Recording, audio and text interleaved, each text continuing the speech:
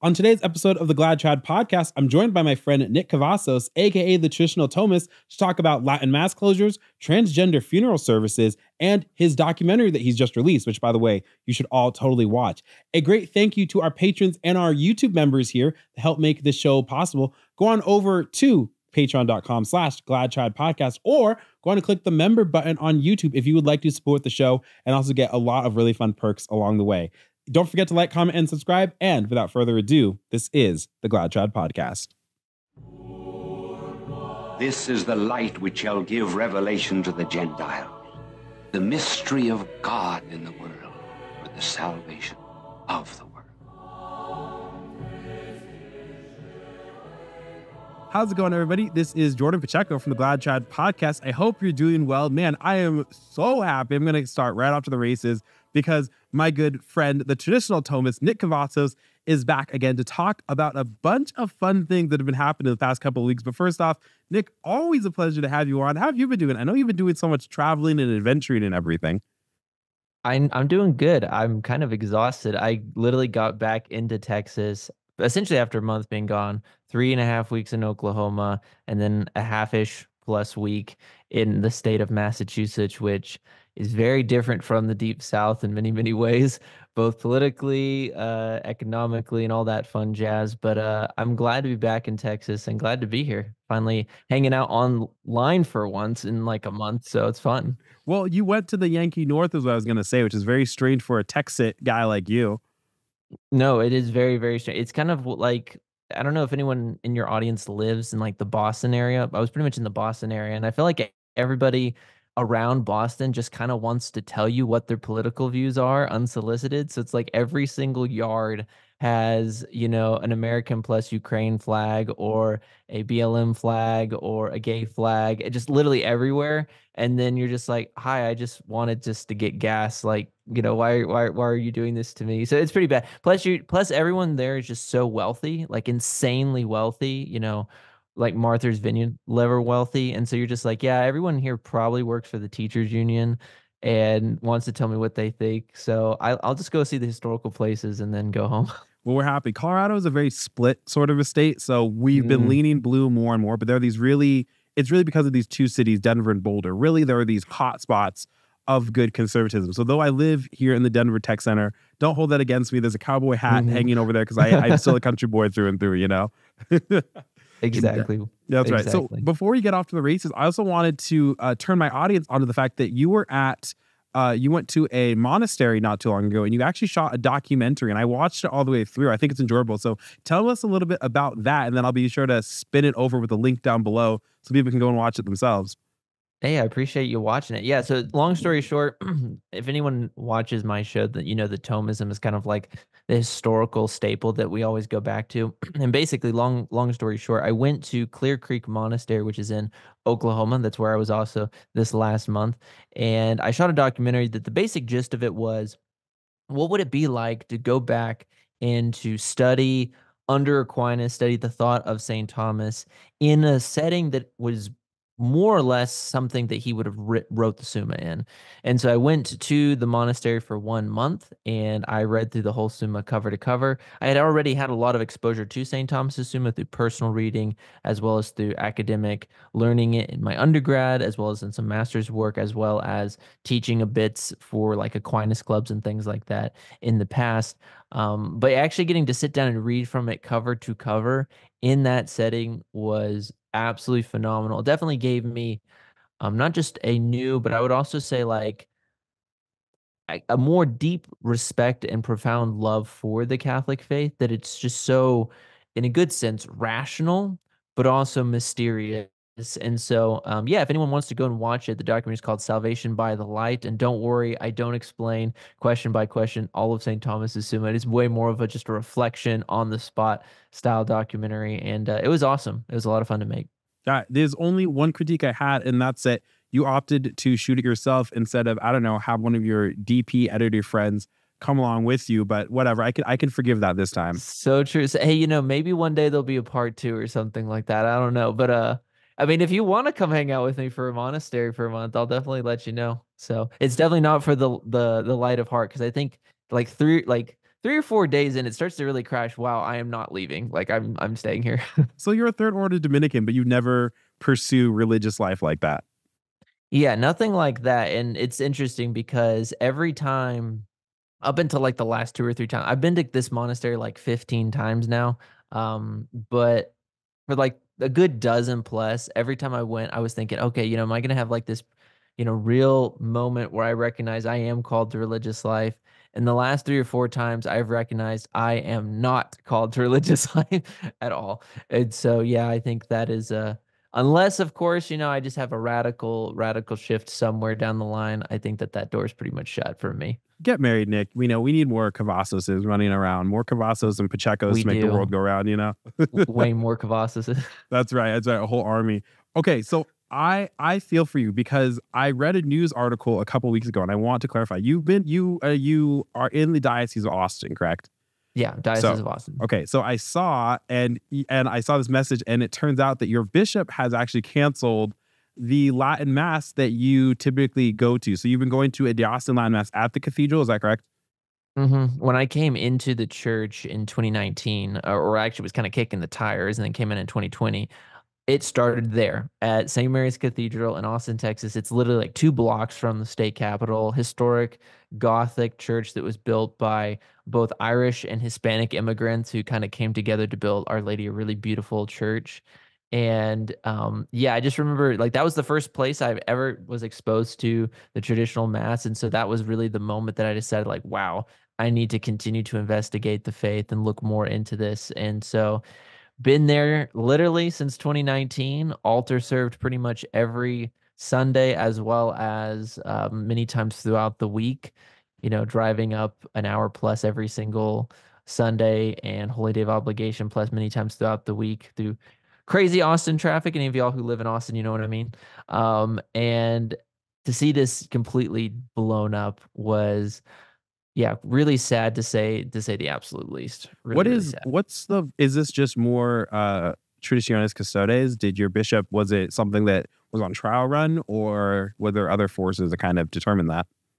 Yeah, I'll tell you basically everything I know in short form. So short form, when Traditionis Custodes came out, the Bishop Vasquez, he to describe him, he's not, I would say again, by today's standards, which I think are flawed, he's not what you would call a trad. He's definitely not what you would call a liberal. He would definitely be, I would just say, kind of a middle of the road, kind of status quo bishop. And I'm not saying that again to like disparage him, but I'm also saying at the same time, there's not a lot of like stellar qualities of calling out evil in common form. So when Traditionis Custodes came out, he invoked what was it, Canon 86, and basically just said, my this would affect my diocese in a negative way. There are 5 places that offer the traditional mass in my diocese at the current juncture, so this would be damaging. And the good thing is that he let us know literally that, I forget what it was, July 16th, right? Feast of Our Lady of Mount Carmel when it came out. I forget what day of the week that was, but that Sunday, he immediately told us like, yo, I got you guys. Letter sent out for all of us. It was pretty immediate. So that was nice in that respect.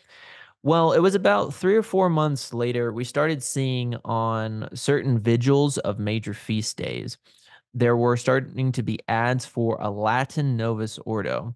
And we heard rumors from the chancery that what the long-term plan was is that Bishop Vasquez was going to try to wean Catholics to go on, traditional Catholics to go on that.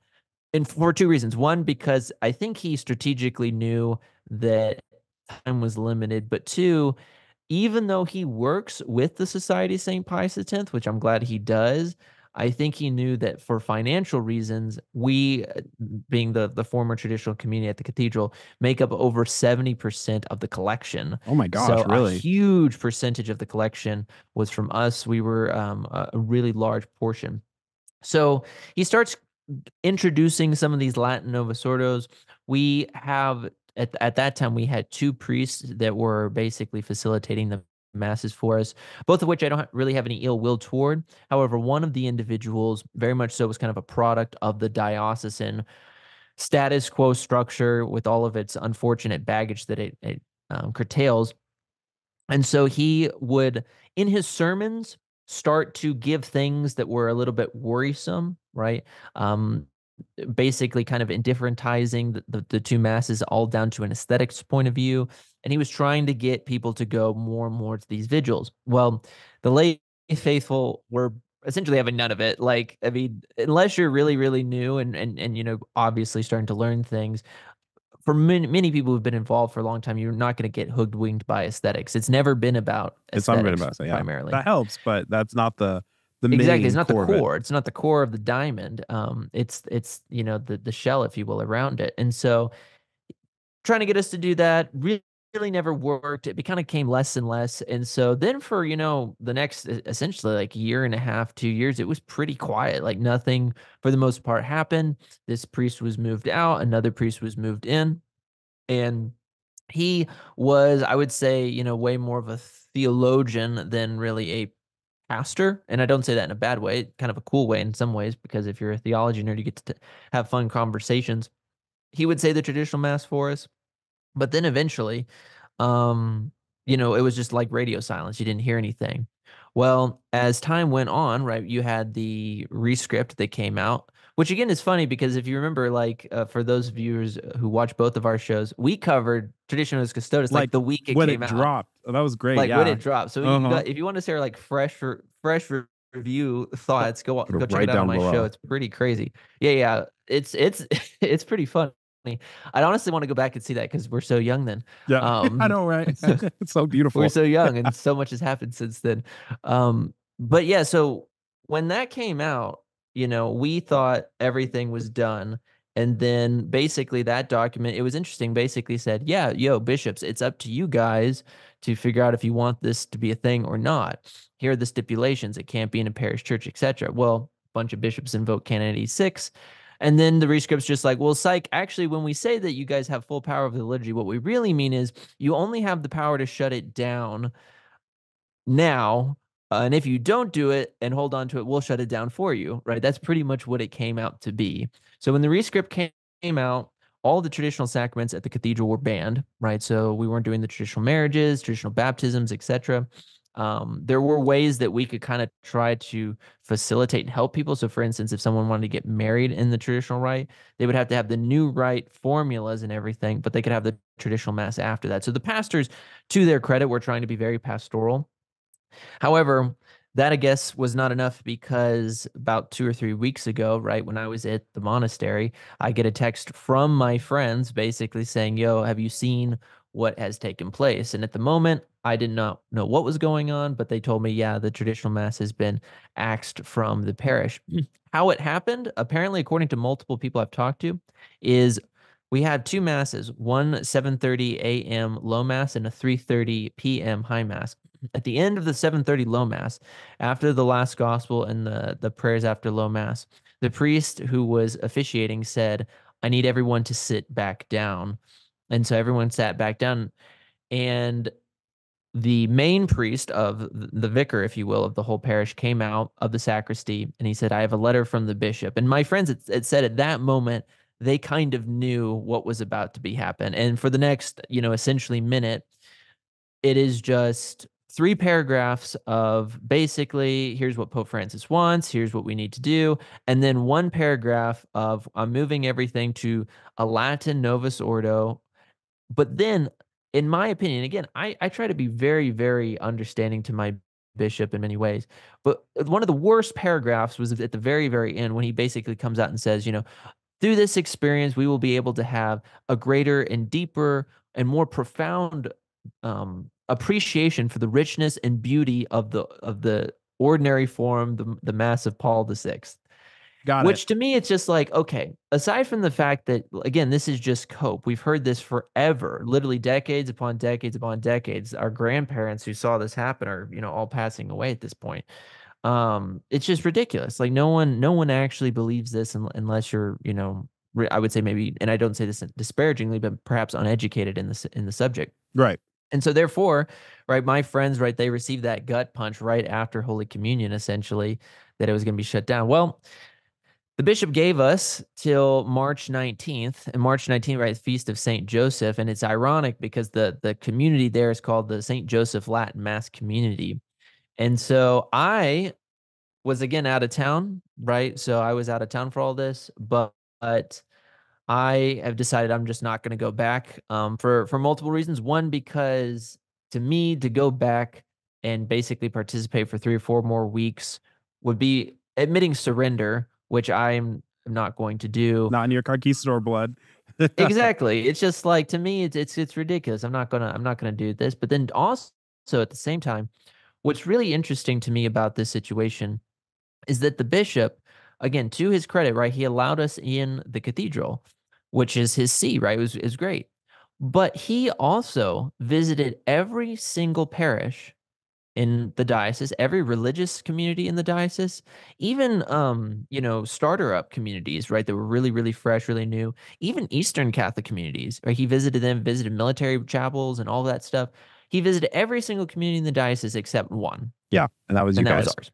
Which to me again was telling, right? We were in his see, which means it wasn't like we're far away, right, from where he's sleeping, but yet he refused to show up. And to me, again, I think that this goes to show, like, even for all the pastoral sensitivities around this, it's very much so like a dad who's like, okay, cool, I'll let you live here, but I ain't gonna talk to you until it's time for you to get out of the house. And so that's the short version of it. And of course, I can tell you what's gonna happen post, but that's the short version of They'll it. be playing, brother. I'm praying so hard for you guys and everybody. I made a video a couple of years ago about those experiencing Latin Mass closures. Man, there's so much to unpack, and I just want to say this honestly. I'm kind of sick of being the bastard stepchild, So true. and I don't get it. Like, first off, just for our audience listening, for those who are in the know, for those who are learning in the know, the difference between the new Mass and the extraordinary form, the Latin Mass, the TLM, is not just a matter of language. I actually really wish that it was just a matter of language, because that would be way easier. I think, for instance, that the Anglican Ordinariate is probably how the Novus Ordo should look. I have no desire to squash the Anglican Ordinariate. I have no desire to squash Byzantine Divine Liturgy in the vernacular. It's not about language. Language is important. Latin is the language of the Roman Church. It binds us. But that's not ultimately what it's about. We talked about this a little earlier. The reality is that we're talking about very deep changes in the Missal. Nick has done such a tremendous series going through the new Mass, very methodically dissecting it. And you've actually helped me arrive at my position, Nick, which is the position of the society, right? Which is that the new Mass is valid, but it's deficient. That when you actually hold up the new Mass and the old Mass, and COVID did this. COVID was such a beautiful example of this. You hold them up together and you just go, yeah, it's not that I don't think that the new Mass has anything going for it, but everything is just a scrap from the traditional Latin Mass. Even a low Mass, it's evident. It's actually evident in the Missal. Mass of the Ages episode 2 has that wonderful, terrible graphic of what the changes actually look like. And for my dad, for instance, who doesn't go to Latin Mass, that sort of thing, but he has very traditional heart, that was horrifying to him. They just didn't know. Our parents' generation, our grandparents' generation, they never knew. So for a bishop to come out and to equate them in this way, oh, it's about the Latin, so we're going to give you the Latin Novus Ordo. That, yes, trads, you're being gaslit. You know what I mean? Like, suddenly, no, it's not just language. I don't just do this for aesthetics. Something fundamentally is different when you have prayers at the foot of the altar and those are removed. If the just huge, vast differences, and it's all just reduction. So I'm sorry that you've gone through that. And I wish that you guys were the only ones who've gone through this and will continue to go through this. I hate the fact that normal, average Catholics, people who don't want to be involved in the politics of the church, who are just trying to love the Lord and keep their heads down, are always rent asunder. And this banhammer only goes one way. And I don't know, I don't know your bishop, so like you've done. I'm not going to ascribe malice where I don't know, right? But this has been strategy, definitely. And I'm just sick of the fact that I hear all the time from Pope Francis, I hear all the time from all these banhammer bishops in the know that they're being pastoral and prudent and they're wanting to connect with the children, but all this and this. And I just go, no, you're not. Like, let's just be real here. Pope Francis is never going to visit the fraternity seminary. He's in Nebraska. He's just not ever going to do it. He doesn't care. He doesn't care if Latin masses explode. He talks all this love about young people. That's not you and me, Nick. We're young people. We're the ones staying, giving our collection, trying to have families, all this kind of stuff. He doesn't care about that. Let's be real. And for a lot of the American bishops, I think this quite a bit. I think that there are some that are very bad agents. There are some who are really good agents, and then they get canned. But most bishops are company men. And they try to wiggle a little bit, but really the reality is that we have taken the masculine spine out of so much of the clergy, and they have stopped actually having, I would say, the love that a father should have for his children. And I don't think that it's just the newfangled theology and the new mass to blame for this. I think even as trads, we have to understand what it means for a priest to be, or bishop to be, a spiritual father. And here's an example, right? You guys had a parish, you said 70% of the collection. So even just on an economic scale, it doesn't make any sense that a more company man bishop would just can it. At the end of the day, it's like, no, you guys don't get anything. Sorry, except a letter. Exactly, 100%. And that's why I told people that if, you see a lot of trads online, they'll say that they're really confused about what's going on. And I understand, I think, what they mean by that. I think what they mean by that is confusion, sure, but I think a lot of hurt and a lot of anxiety about the future. What people need to realize is that whether we like it or not, the Pope is a politician. And if you start looking at Rome through the lens of politics, it starts to make way more sense. Because I think for a few years, I looked at things more through the lens of a theologian. And so you're like, okay, like this is what we believe, but yet they're doing this. So like, where's the disconnect? And then you're trying to analyze it almost like a teacher student, where you're just like trying to fix a problem and help out. And you're like, okay, if we just get this done, then everything will be hunky dory. But if you look at it through the lens of a politician, you say, okay, so these guys, they're at least the people in power, right? They're formed really, really, really close to the council, right? When a lot of the communist infiltration is going on, a lot of the Marxism is starting to be spread around. I mean, you look at a lot of what's going on even in the Nouvelle Theologie, they were questioning even just the nature of what theology is. It wasn't even just stuff like this random concept in scholastic disputation. It was fundamentally like, what is theology? Like, let's take the whole science and redefine the science, right? It's like if you took math and completely redefined it to where it was completely different, it would just make your head spin. So it's like if you look at this and you're like, okay, these guys are formed in this time, and then it's their revolution is in the 60s, right? And then that fresh batch right after the council is sometimes called the most liberal, right? They're oozing with all this garbage in the 70s. You look at that and you're like, okay, Paul VI starts to make way more sense because like his agenda is he's kind of has these Grima Wormtongue guys list like speaking in his mouth. Bunini's lying to him. He's playing him and the Concilium team, but yet he still pushes it forward. You see also through Father Charles Murr, right? His book, The 33rd Murder in the 33rd Degree, right? They have, Cardinal Gagnon piled stacks upon stacks upon stacks of Freemason names, which, by the way, you can find the whole list of Freemason names, their serial numbers, and their code names, like online in his book and on different forums. Yeah. Right. You see all these guys that were in charge of like setting up bishops' conferences, all bishop appointments worldwide. You see the Congregation of the Doctrine of Faith. There's Freemasons in that. So there's Freemasons in all the major Roman congregations that were, at one time filled with, scholastic Dominicans are now just completely overrun by these guys. And so Paul VI starts to make a lot of sense. John Paul II, right? He doesn't sack any of these guys, which is traditional because like you kind of just go in and put your guys in whenever you enter a new administration. He doesn't sack them. And so then, in 84 with the first indult, and then in 88, in response to Archbishop Lefebvre, he kind of gives these political bones, if you will, throwing out to the multitude, but it's still with the caveat of like, okay, you can have the TLM, but you have to pretty much accept all of these things. And again, it doesn't address the main concerns of the traditionalist movement. It just basically says, here's the aesthetics, here you go.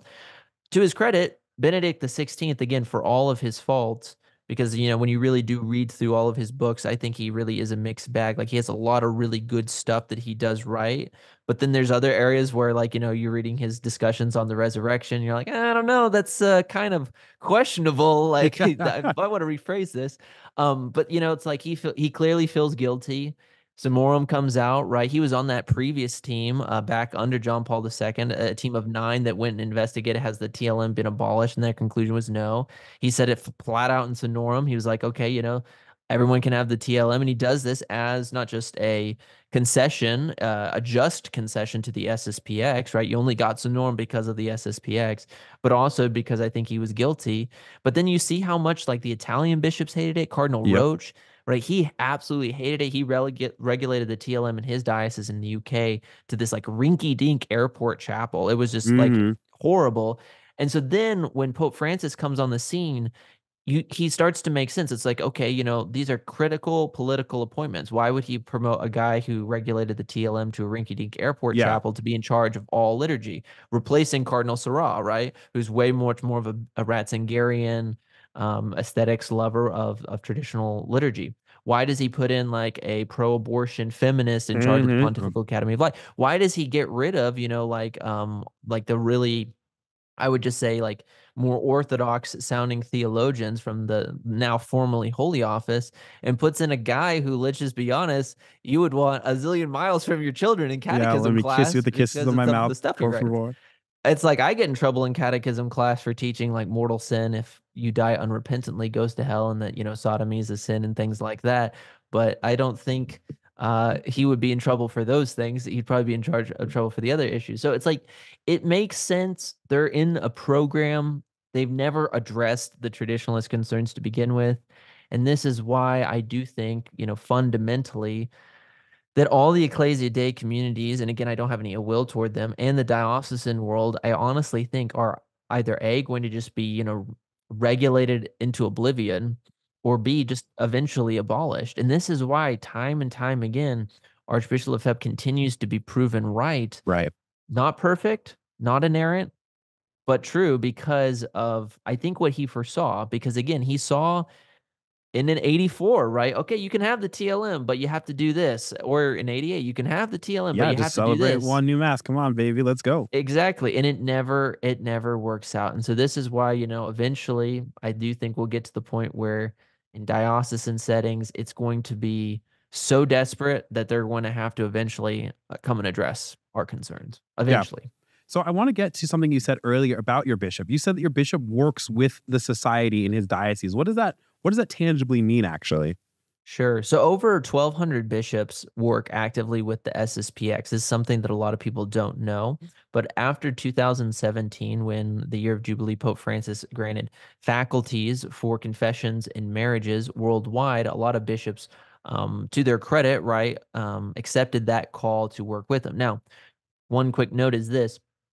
For the sacrament of penance and for the sacrament of holy matrimony, ordinarily, it requires the bishop's approval for a priest to be a legitimate minister of those sacraments in order for those sacraments to even be valid, right? We talk about, for instance, in the context of the Mass, how validity is a low bar, and it's true. It's the most important bar in many ways, but it is not an absolute when it comes to holy matrimony and penance. It requires not just for it to be, valid because of your ordination, but it requires that you have to be signed off by the bishop. Well, that doesn't mean that the SSPX's confessions and holy matrimony were invalid up to that time. They received from the church directly what is called extraordinary jurisdiction, which we can talk about if you want to get into that. If you don't want to, there's definitely a lot of articles that are out there. We'll come back, I promise.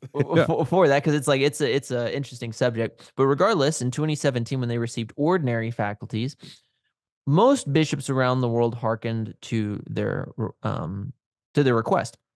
So where I live, right, I live basically on the southern tip of the Diocese of Austin. There's an SSPX mission chapel that is in Austin that meets twice a month. But then there's a much larger SSPX chapel a little bit south of me in San Antonio. This is where I'm going now, that meets multiple times a week, right? It's way more of an established parish, etc. Well, both Bishop Gustavo in the Diocese of San Antonio, he's an arch liberal. He actually kicked out like Mother Angelica's nuns back in the day. Like he's that liberal. Goodness, he's that guy.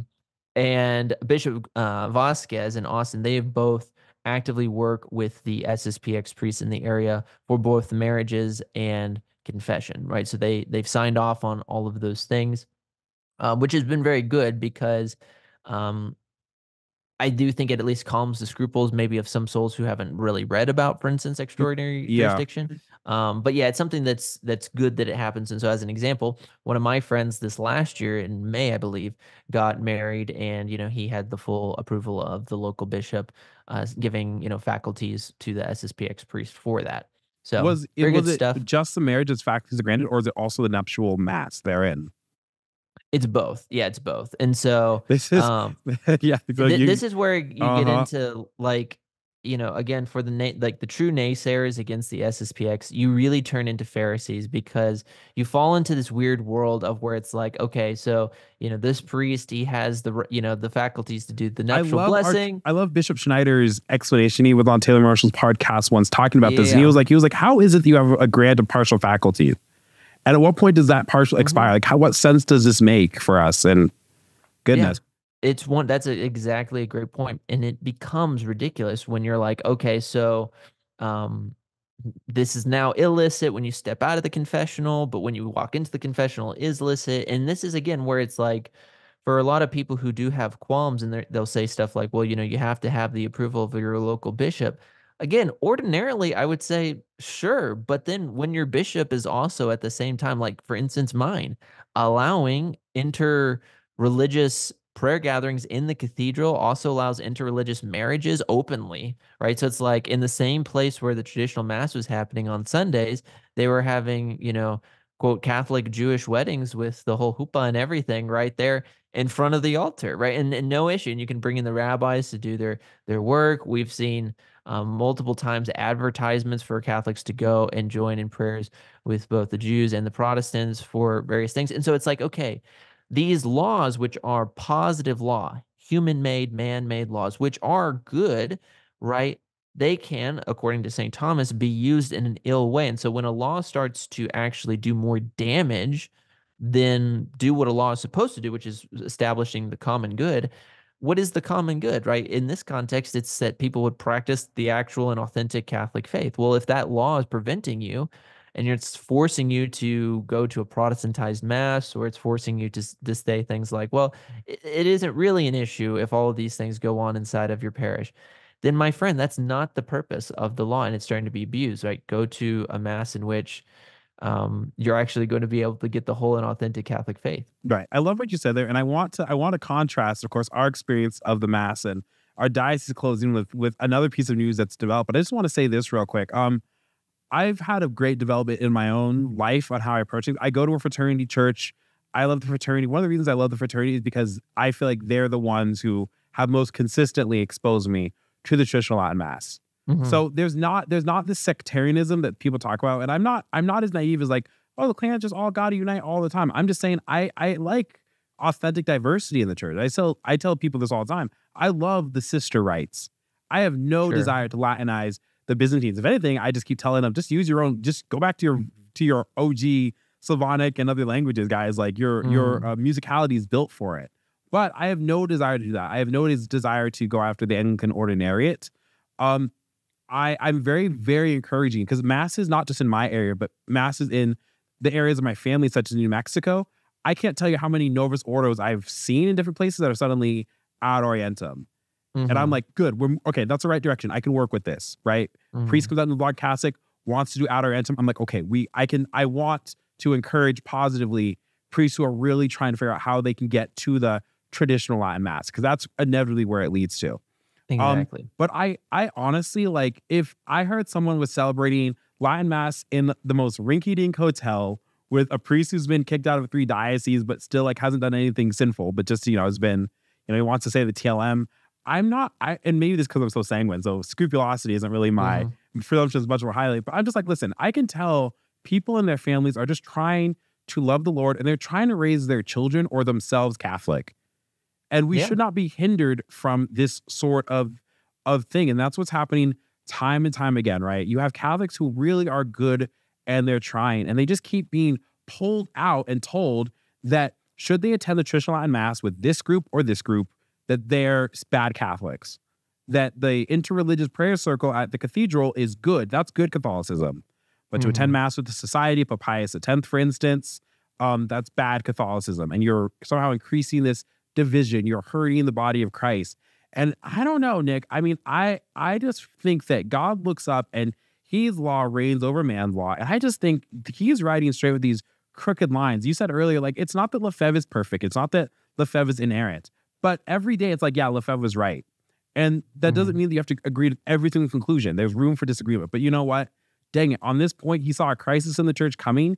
He did a very, very bold thing, and that's paying dividends for the not just the traditional community, but for the church as large, because we keep revisiting the fact that we have to settle these issues. Yeah, 100%. The analogy I like to think about is St. Paul and St. Barnabas. Like whenever they got into a really bad spat, right, in the Acts of the Apostles, right? They got so vehemently mad at each other for good reason. It wasn't like they were just like overcome in some petty squabble, but like for good reasons that they, split and they went their separate ways. But what God did was he allowed the gospel to go in two different directions and convert even a greater multitude. Yeah. And that's sometimes how it's like I look at the situation between the society and the fraternity and the other groups is that, while again, I have my criticisms of I would say like certain principles in Ecclesia Dei communities. At the same time, I'm like, well, I can obviously affirm the good in what is going on because more people are being exposed to the traditional mass. A lot of priests, even if their organization doesn't admit it, is going to do the right thing at the end of the day if they're called to carpet on, saying the new mass, etc. So it's like there's a lot of good stuff, and you're right. It's like I would rather go to like in my context, the society priest, the very brief version of his story is like he was kicked out of the diocese of Houston Galveston back in like the early 2000s for two reasons. One, saying the TLM and basically Before he just Samuel. started saying it in Yep. his parish. And that was enough for the bishop to be like, get out of here. But two, he was also one of the main canon lawyers for their marriage tribunals. And he was giving very, very, very few annulments because he was going by old standards. He was actually examining and investigating. And that was enough for the bishop to say, get out of here. So it's like, okay, would I rather have a guy who's like based when it comes to liturgy and marriages, but he's in a hotel room?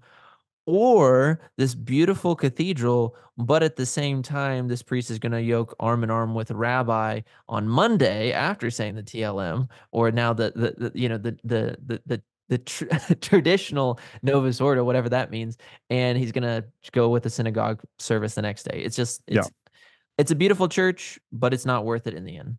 Well, I want, for obvious reasons now, very selfish reasons, I want a priest who is based on my liturgy and very truthful on annulments. And that's all I will say about that. 100%. Yo, so when I saw this story pop up, you were like the first person I thought of because I knew you'd have something to say. I was actually waiting for, if you were not traveling, for you to talk about this on your channel. But meanwhile, out of good old Tejas and in New York, this happened a week or 2 weeks ago. February 19th is when this article I'm looking at. I'm going to share my screen here. 1 second. So I know that there are a lot of Catholics who say this. By the way, obviously this is a Glad Trad podcast, and we have a point here. We're just talking about a tale of two churches here today. But the good thing, remember, dear listeners and viewers, is that we know that there will be a triumph of the Immaculate Heart. So one day, God willing, we won't see as many of these ridiculous headlines. Also, before we get into the fun here, a real honest Mad Trad segment, Nick, which you haven't had on a long time on the show.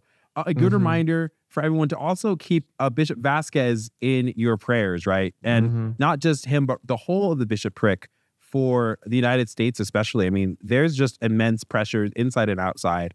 And a lot of bishops can rise and face it, and then they get cut. And then there are a lot of bishops who are just trying to do what they think is right, even if that really is harmful. But they just need prayers. And we should not stop praying for even those who persecute us. Okay.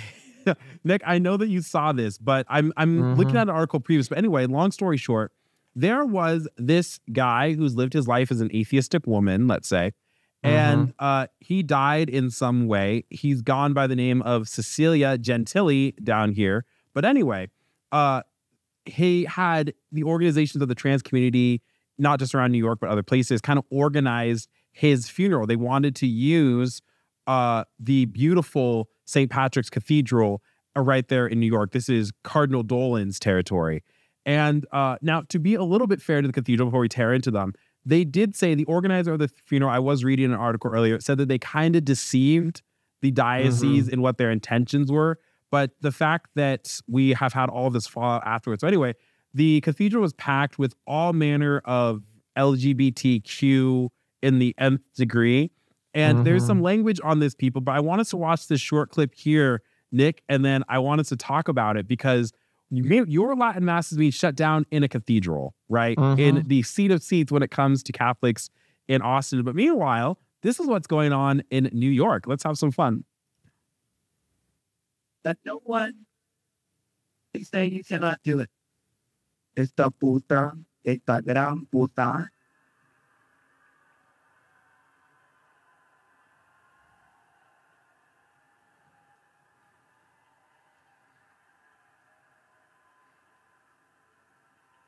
And there you can see it. That is the entirety of a Catholic cathedral. People who are watching or people who are listening in. Esta puta, esta gran puta, la Santa Cecilia, la madre de todas las putas. Hoy te decimos hasta pronto. Yeah, for those who speak Spanish, don't have your kids watched. Para continuar tu legado, hacer frente a los presos, seguir firmes por lo que sabemos que merecemos amor, igualdad y los mismos derechos y una vida digna. This war, they pray for. That's good for a start. Well, the translation came right there. So I'll take it back to us, but oh man. Okay, so people, and that for just a quick summary for those who are just listening in, you have a bunch of these LGBTQ activists filling the cathedral. And they're giving this homage to this man who had lived his life as a woman, and not just that, but as an atheist woman. So I don't know if he had been baptized. It is obviously the faithful's duty. Like the faithful can have a Catholic funeral, but this is not it. And on top of that, they were talking about how this guy is the mother of whores, and also Santa Cecilia, which is what I call my grandma who's passed on. So Saint Cecilia automatically. And I want to say before I turn it to you, Nick, that the priest throughout was reminded that it was a service. It was not a funeral mass, but nonetheless, but did talk about very positively how they're going to see Cecilia again and all the great parts of Catholicism in the 21st century. So I just want to get your reaction, because I know, Nick, that you have seen this, and I'm not trying to ruffle your feathers too terribly much, but obviously this is such a week for our contrast in what we're seeing in two different cathedrals in very big parts of the country. It's so telling. I talked about this the other night on Anthony and Rob's show, Avoiding Babylon. And basically, I think there's like three things that come to mind. One is the fact is that this community knew that they could get away with this in some form or fashion. I think that that's one telling about the state of where things have gone on, is that people know that they can get away with this just egregious sacrilege, and they don't care, right? They don't care.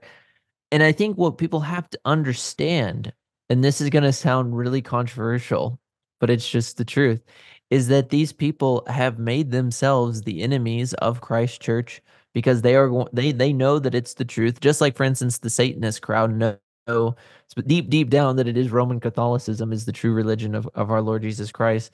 And so therefore they will try to desecrate the Eucharist. In the same way, right, this community will strive to desecrate churches and religious memorabilia and imagery any way that they can. You see this, of course, with people who make these rainbow-colored rosaries, these rainbow-colored Madonnas, right? You see them rainbow-colored stoles, all kinds of stuff, right? They're trying to mock our religion, which they would never do, of course, with a certain other religion in the Middle East. Yes, indeed. With Islam, but they will do this with us because they know of how soft we've become. I think of my great ancestor, Saint Ferdinand III of Spain, and how he would have reacted most likely to these things, and just how your average Catholic would have reacted back in that time, or Saint Alfred the Great or Saint Louis IX, right? How would they have reacted?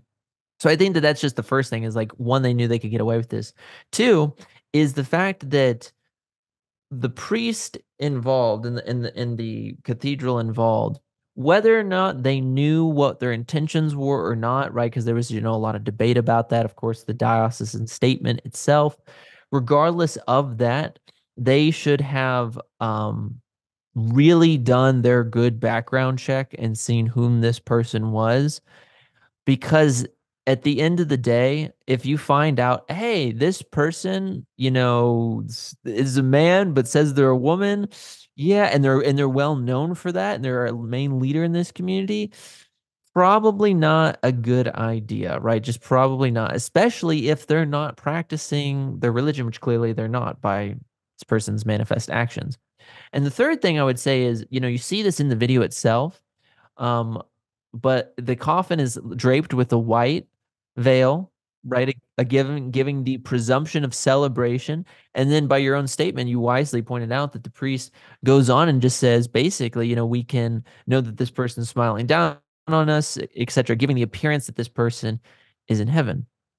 I want everyone to go and check out probably my most controversial video on YouTube, which is called "Is the Conciliar Synodal Church the Catholic Church?" And don't worry, it's not a Sede video. It's a shocking title, but it's not a Sede video.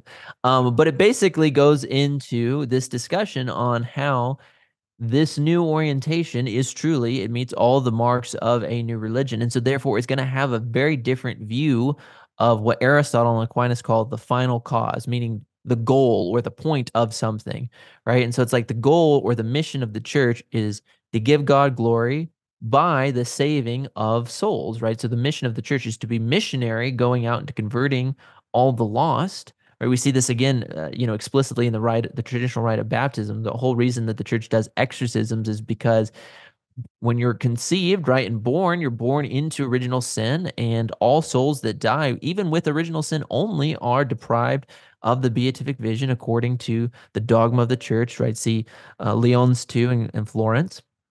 But we exorcise them because we recognize that they're a child of the devil and they need to be converted to the religion of Christ.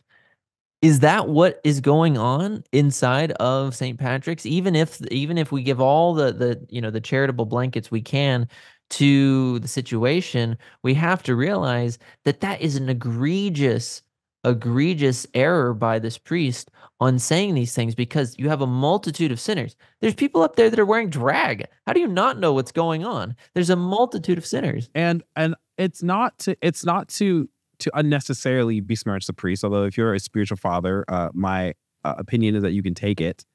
And so, but I wanted to share this next kind of clip, which is the priest remarks, because one would say, okay, well, maybe there's been a little hoodwinking or something, but this might be an opportunity, even for a priest who's not fire and brimstone, but this would be a moment perhaps for a priest to really turn the tables, to share the gospel message, the beauty of the truth of Jesus Christ. Because remember, it is through Christ, who is the way, the truth, and the life, that we are set free, that we are liberated. And there are people who suffer from gender dysphoria. There are people, a lot of people in the trans community, within a lot of detransitioners will tell you about the abuse, all these other kinds of things, right?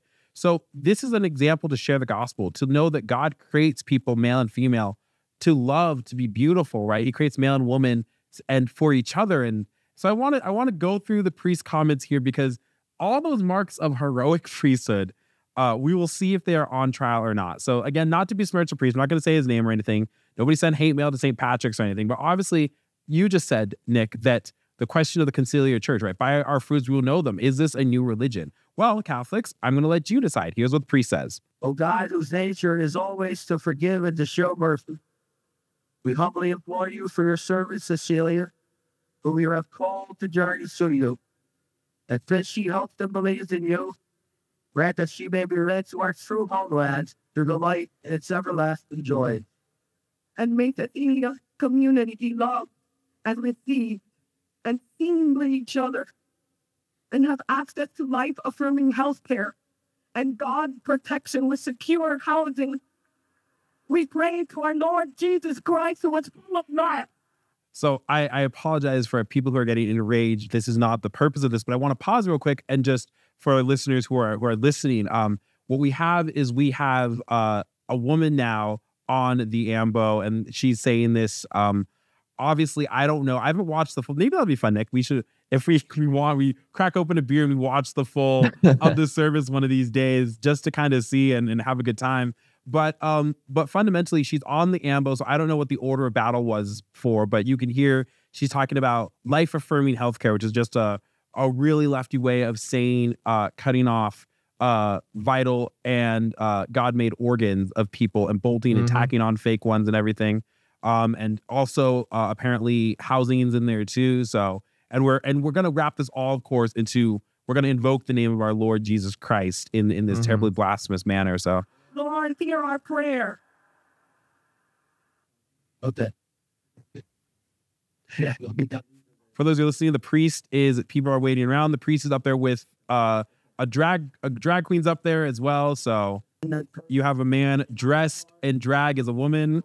I would say we lost somebody that we could call no matter what problem. But this lady worked so hard to make sure girls like me, boys like me are safe, are grounded, are rooted, got health care. That sex workers are free. Sex workers is a left way of saying prostitutes. That's enough of that. But sex workers, of course, another left way of just saying prostitutes. So I guess it makes sense that they call her this great whore. Right. So again, not to stir the mush for everybody. We're not hate channels, but we are, these meany, very serious battle men. Nick, you've done something very incredible, which is you've actually gone to rosary rallies against Satanists and stuff. So you're very attuned. I very much admire this about you. What our enemies are, and the reality is, it's just like when you take an oath for the Constitution, right, to protect the United States against enemies both foreign and domestic. Well, this is the same for the church by the virtue of our baptism. We are to protect the church, the authentic church, the true church, the eternal Rome, from enemies both foreign and domestic. 100%. And what's so sad about that is like the priest, again, not to disparage him, but like he gets up and he gives this prayer, which it sounds like he's just giving a prayer from like the new ritual, and it's all just it sounds so presumptuous. It just assumes that the person is in heaven, but then they're throwing in this person's name, which it's like, how could you even say this statement in tandem with this person's name when you see that they're surrounded by drag queens and that that this is if you will, a herald of their movement. And then of course to have lay people who are it sounds like open communists to give basically in the Lutheran style call and response prayers, a bunch of communist left-wing propaganda statements. It's egregious. And then the fact that the priest would even allow these people to come up into the sanctuary, right, where the sacrifice of the mass takes place, is truly egregious. But then when what's so interesting to me is that so many Catholics will get it righteously upset at this, right? Understandably so, but then will completely try to excuse away things like, for instance, Pope Benedict XVI giving an open Lutheran communion, right? Or Pope Francis in the last couple weeks, right, allowing an Anglican, quote unquote, Eucharistic celebration to take place in St. John Lateran, right? And so when you wrap all these things together, as well as, of course, fiducia supplicans, right, that at least, you can try to squeeze an Orthodox interpretation as best you can I've from never it. been so proud to be African of some sort, by the way, that I have. Yeah. Yeah. And what was so interesting to me, is it's like you see all of Africa comes out and basically says, yeah, that we're not going to do this. We'll affirm by affirming the first part of this document, we have to deny the second part of this document, right? It's so schizophrenic. But then of course you see Rome, including the Holy Father, come out and say, oh, the opposition to this is just basically some minority conservative sectarian group. I'm like, it's the entire continent, plus almost all the Eastern Catholic rites, plus a fair amount of Latin bishops. So when you coalesce all of this together, the only way I think that these people, right, thought that they could get away with this was, one, they just know how weak the conciliar church is, because for 60 years it's giving the appearance of everyone's going to heaven, right? No one's giving sermons about the four last things. It's like, again, average person who goes to the new mass. When was the last time that you heard a dedicated sermon on the topic of Death, hell, judgment, right? Or that mortal hell. sin leads to hell, right? It's very rare. And those new mass priests that do talk about that, notice how they have larger channels on YouTube, whereas like your average diocesan parish doesn't, because They're not saying anything really of substance. So they knew they could get away with this, but by getting away with this, they've defiled the cathedral. So what should happen? The bishop needs to not just come out and say, yeah, we need a massive reparation, but he needs to be really clear with his diocese where the church stands on this. Extremely clear. But what will happen? If he is really clear, he's going to get an email, right, a phone call from a certain congregation in Rome, which is saying, no, no, no. This is why I just keep going back to Lefebvre is right. It wasn't just about the mass. It was also about the doctrinal seeds that were being planted in the 60s and 70s that have now blossomed. You only get synodality by collegiality. You only get religious mass indifferentism through religious liberty. You only get these types of crazy prayer gatherings through ecumenism. It's the logical conclusion. That's so completely true. That's so very well said. And here's the thing at the core, and this is why I'm like, man, this priest as a priest, you're supposed to be guarding the liturgy. You're supposed to be guarding the church. I mean, the reality is, like, we know priests who, if someone burst in with a gun and said, give me the tabernacle, they'd say, no, shoot me. We've seen so many heroic witnesses as men, right? Just as men who love what we do. When you associate the church with your family, you're not going to allow your family to come under attack. And again, I think that just stems down to this effeminacy that has unfortunately wrecked the priesthood, wrecked the religious life, and has obviously wrecked just general masculinity across the West. Men enslaved to their passions who don't want to stand up and do what's right? It's very unfortunate. We talk a lot about that. But I want somebody, but at the same time, what this shows, number one, is that we're only a decade, of course, behind Protestantism. And so congratulations for those who are going, well, they're just being inclusive and they're trying to, and look, they got people into the church and that's wonderful. Maybe someone touched it. It's like, okay, great. Look where the Episcopalians are, because that's exactly what this church is. If you told me this was Episcopalian, I'd be like, yeah, probably. I wouldn't believe it's Catholic. But the next thing is that the nice thing, and especially as trads, we know this, like, becoming a traditional Catholic does not mean that I know there are people who are very prideful, sure, that they exist everywhere.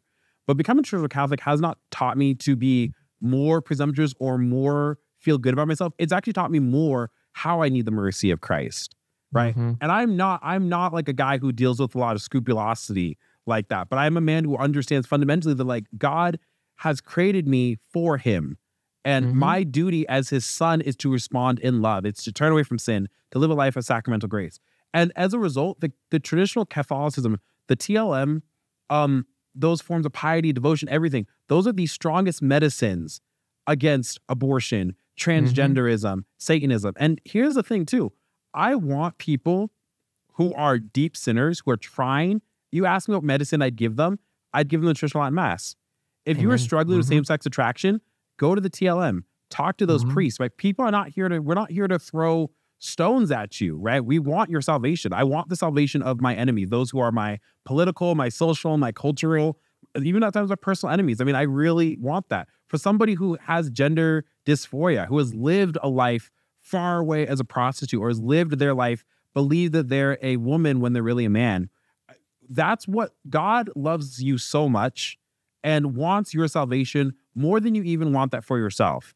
But the solution is not to create God in our own image, because that's not satisfactory either. And this is why I point to Protestantism, Nick, because what we see, and we see this in Catholicism, right, especially the last 70 years, but in Protestantism, how many Protestant sects have tried to forge God in their own image, and they're hemorrhaging, and they're confused, and they're lost because it's ultimately not true. This is the exact 100%. Same strain here that breaks my heart, that, I mean, maybe Cardinal Dolan will exercise and reconsecrate the cathedral, right? Judging by his statements, I don't know if that's going to happen, but we never know. But, maybe you know my opinion, I'm sure.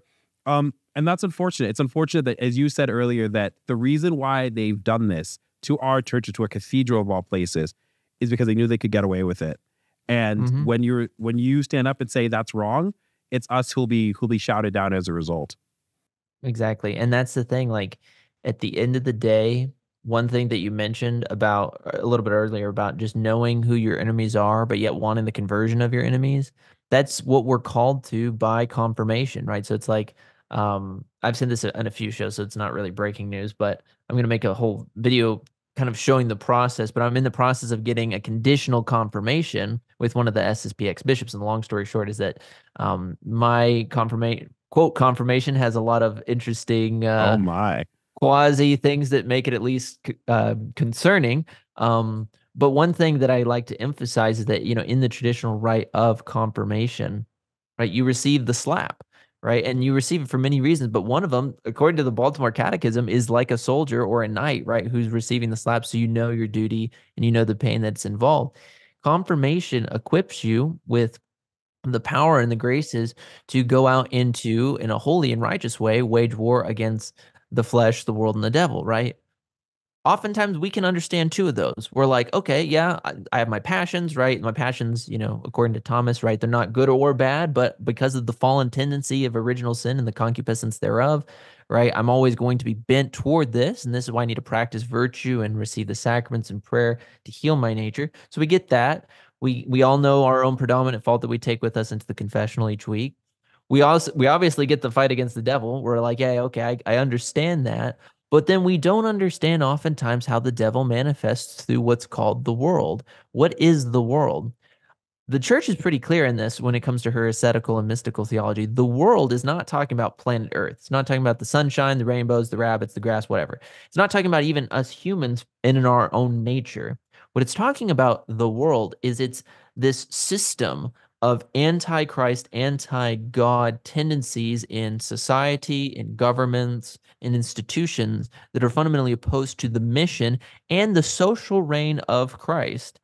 So what are we as Catholics supposed to do? We're not supposed to just, as I've tried to do, at least with my audience, stand up and protest a drag show or protest a satanic invocation, but we're also supposed to take ground. And that's something, going back to your point on masculinity, that I think we've lost. We've gotten so used to the defeat over and over and over again, always figuring out, is my church going to get shut down? When is the bishop going to crack down? When is the end of American society as we know it? Oh, I'm not going to vote this November because it's already a foregone conclusion. We've taken so many black pills and we've become these creatures who are so beaten that we're sitting in a corner in the fetal position, unable to do anything productive for society or for Christ. That's why what we need to do is more than just, I think, what a lot of us, trad influencers, if you will, have been recommending, where it's not that we need to focus in on all the evil, right? And just focus on that. Ultimately, the first thing we have to do is focus on our own spiritual lives, right? Tackling our predominant fault, going to mass every Sunday, right? Going to penance throughout the week, right? Doing little penances like on Fridays and Wednesdays, praying the rosary. That's all good. We also need to study our faith. One thing you mentioned earlier about Episcopalians. When I went up to New England this week, I remember driving by all these churches, right? Quote unquote churches, of course. And they have rainbow flags outside of them, or BLM flags or something, right? Communist banners and stuff like that. But then you look at their services online, they're all old white heads. Yep. Right. They're all ancient, right? They're all, again, jokingly, but probably true, part of, the White teachers union. heads. Right. They are the classic WASPs, who make $100,000 a year and are retired and their children are atheists, but yet they're still going to the inclusive quote unquote church. What we have to do is understand and memorize our catechism so that when we get together in parishes, it's not that we should just get together to fulfill an obligation, a good one, of course, on Sundays, but that we can organize. We can say, okay, there's me, but then I have, my friends, my 5 or 6 guy friends, or if you're a lady, my 5 or 6 female friends, etc. And what can I do to organize and change my society? Maybe we need to start small and say, okay, let's go down and protest the abortion mill. Let's go and protest this drag show. If you're like, okay, I don't know where these things are, just look up your city's name and type in the word pride after into the Google search engine, and you'll find plenty of stuff going on. Especially in Austin and in Denver, right? Exactly. You'll find so much. So it's like, be creative. Think about like, okay, we need to make signs. We need to make banners. We should go and pray the rosary. The rosary will tangibly change what's going on around it. I've seen people physically run when we've brought out relics. I'm not even joking. Like, I have a friend who brought a relic of the true cross with him to one of these protests, and a group of Satanists who were across the road literally just took off after that. So there is power in the true religion, but we're hiding in our buildings. So be creative. Think about how we can organize. Think about things like, okay, how can I teach catechism to the children who are around me? I've taught catechism in Texas. I've taught catechism in Oklahoma. I've seen the fruits of bad catechesis in multiple states. It's universal. We need to get back to good, strong Baltimore catechetical memorization and explanation. So my whole point with all this is like, be creative, and don't back down. You're a soldier for Christ. And when Christ returns, just like he talks about in the parable, what steward are you going to be? Are you going to be the just stewards who either increased the talents that our Lord gave him by 100-fold, by 60-fold, etc.? Or are you going to bury your light, like our Lord says, putting a basket over the light? Are you going to bury your talent? Are you not going to be salt and light, and you're just going to hide? It doesn't do any good for society. And your quote friend next door, your neighbor, right, might be damned because of the lack of conviction that you have, right? So pray to the Lord, pray to Our Lady for grace, and get out there and change culture, because that's what we've got to do. I could not have said it better myself, Nick, and especially since you have video evidence of your brave culture building. I'm very, very appreciative of you. That is that's such a good button for our time together. So I'm going to have you on again real soon. We're going to have some fun, but Nick, it's always a pleasure. Listeners and viewers, I beg you, I actually decree by divine appointment. Not just kidding. But hey, Nick Cavazos, the Traditional Thomist, a great podcast, a great YouTube channel. I know you have some projects in the work, Nick, and I can't wait to see them start churning out, because the only way I can ever get through the Summa is by listening to it via audiobook. But I get too excited and don't take notes. So I'm looking forward to that new project of yours. But of course, please head on over, subscribe to his channel. That's the Traditional Thomist. You're on podcast sites like Spotify and stuff too, if I remember correctly. So also on YouTube, of course, is really, really great. And we've been neck and neck in subscribers. So if you subscribe to him, don't forget also to subscribe here to the Glad Trad podcast. Thank you to all of our channel members and also our patrons who help make this content possible. Go on and go over to patreon.com/GladTrad podcast. A lot of fun perks, and we're so appreciative. Or of course, just go ahead and hit the subscribe to the member for this channel. A lot of really, really great things, and we very much appreciate each and every one of you who've done that. Well, that has been absolutely awesome, Nick. Hey, until next time, God bless you and may I keep you. Adios.